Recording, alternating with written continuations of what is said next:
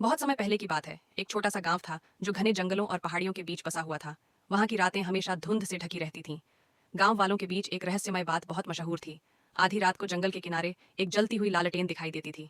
लोग कहते थे कि जो भी उस लालटेन के पीछे गया वो फिर कभी वापस नहीं आया। गांव में रहने वाला इलायस नाम का एक नौजवान इन कहानियों पर यकीन नहीं करता था। उसका मानना था कि ये सब पुराने जमाने की बातें हैं, डराने के लिए बनाई गई कहानियां। एक दिन वो शहर से देर रात वापस लौट रहा था जब उसकी नजर जंगल की ओर गई। धुंध के बीच में सचमुच एक लालटेन टिमटिमा रही थी।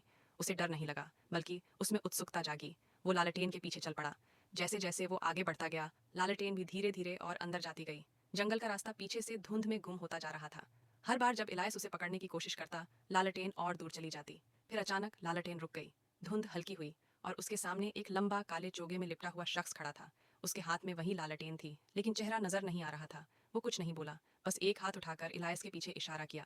इलायस ने जैसे ही पीछे देखा, उसके रोंगटे खड़े हो गए। उसके पीछे कई धुंधले भूत जैसे लोग खड़े थे। सबके चेहरे सफेद, आंखें खाली और नजरों में अजीब सी उदासी थी। एक ने अपना हाथ उसकी ओर बढ़ाया। इलायस कुछ बोलना चाहता था, बट आवाज ही नहीं निकली। अगली सुबह गांव वालों को जंगल के बाहर सिर्फ उसका बैग मिला। इलायस कभी नहीं लौटा। कहते हैं, अगर रात में जंगल के पास लालटेन दिखे तो आंखें फेर लो और भाग जाओ, क्योंकि अगर तुम उसके पीछे गए तो फिर तुम भी उसी का हिस्सा बन जाओगे। अच्छी अच्छी कार्टून कहानियों के लिए मेरा चैनल सब्सक्राइब करें। चैनल का नाम है AZJ सिंधी।